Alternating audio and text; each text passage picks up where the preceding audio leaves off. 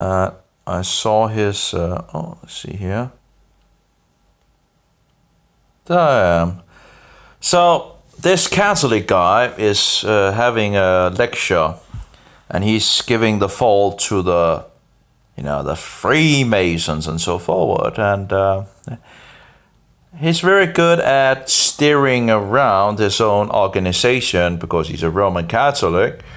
But anyway, let's hear what he has to say.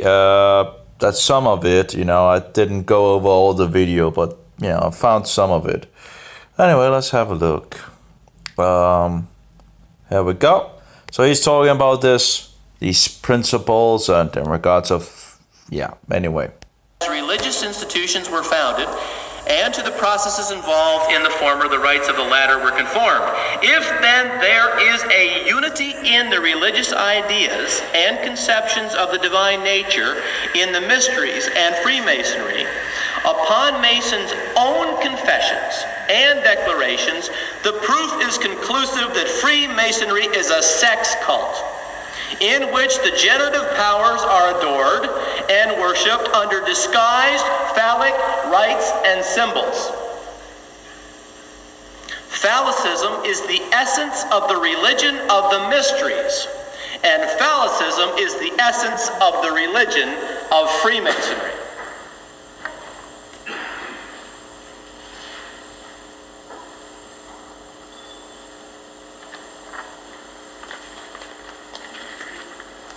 With that in mind,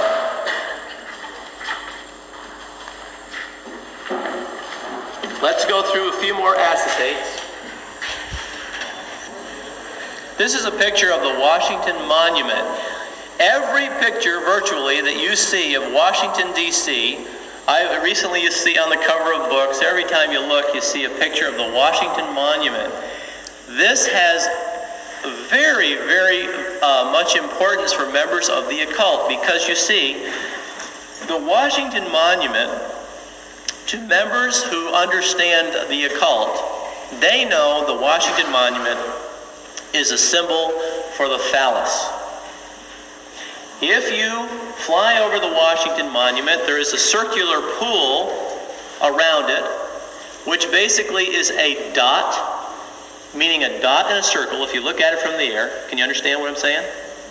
And a dot in a circle is a symbol for sun worship.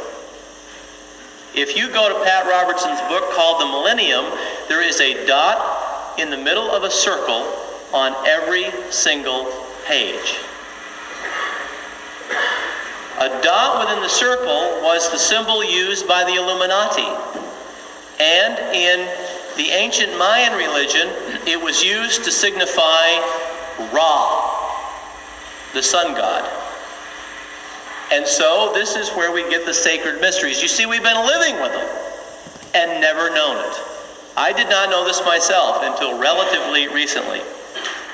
Now, this is not anything that jumped out of a hat. It's nothing new.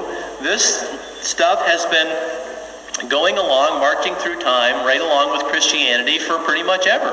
And the proof of the point is that Washington Monument is a perfect copy of Cleopatra's Needle, which came from Egypt. And there is I'm not sure if it's the exact one or one very similar that has now been moved to Central Park, New York. And so, it's funny, once you start understanding these things, we were looking through a furniture book the other day. And those little furniture books, how nicely they put everything together, everything's the right color. You women know. You say, boy, I wish I could do like that.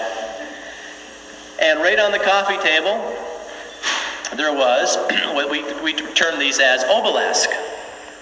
And now we see it on fireplaces behind actors in movies. And we see it here and we see it there. I tell people about these things and they report back, hey, I saw one and it was here. They're all over the place. But you got to know what these things are. The occult knows. They've known for years. It's high time we figured it out. Okay. I took this picture myself outside the Masonic Temple. Anyway, so it goes into...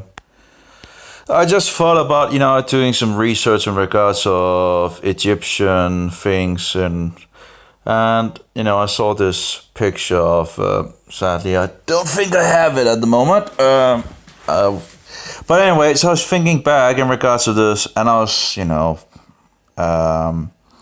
so he's talking about the phallus, the erect penis. Actually, the erect penis is standing around, and he's, in regards of the Freemasons and all that, and he's very good at going around things, because if you actually go to what is called saying, I can't even spell it, but let's hope it can, I'm a little tired.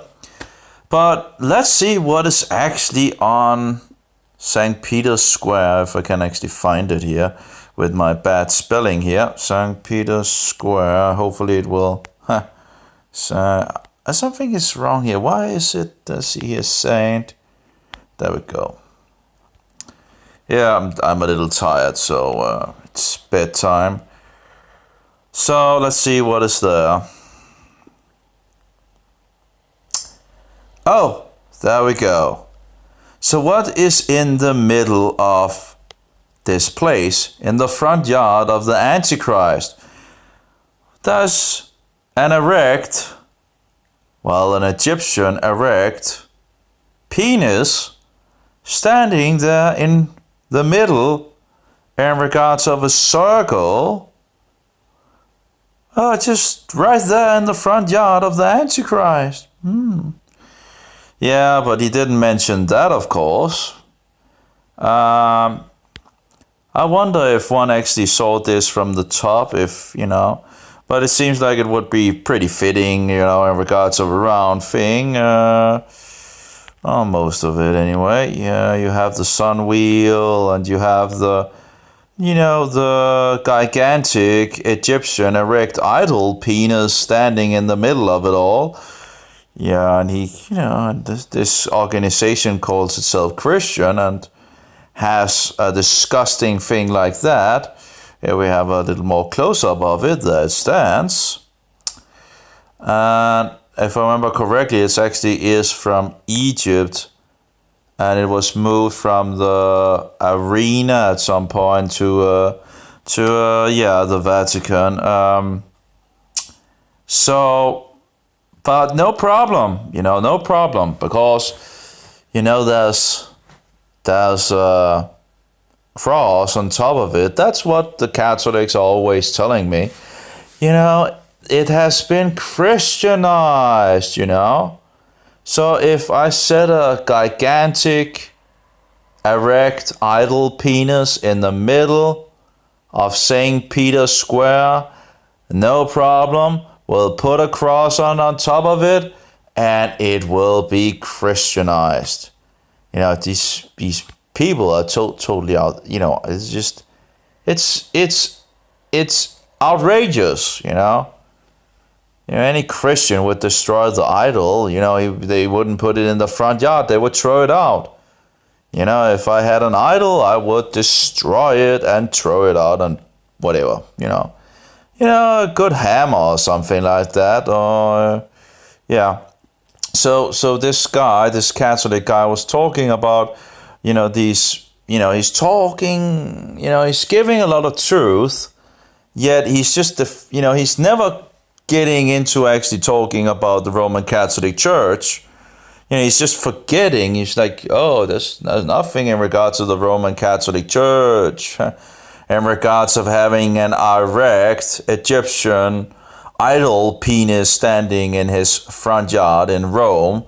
Let's just not tell anyone about that, apparently. So yeah, you would have the middle there and the round thing, I guess. Anyway, I just thought it was interesting. But that's a Roman Catholic guy anyway. He talks about, he's giving the fault for the, the Freemasons. Of course we know, or as far as I know, everything is run from Rome anyway, so the Freemasons are not the enemies of the Roman Catholics, even if they, you know, when you get high enough in the degrees and all that, well, you'll find out it actually just joins together. So, yep, that was pretty much it. I don't have much more, just a small video. Oh, I'm getting tired. I'll have a good, yeah, whatever.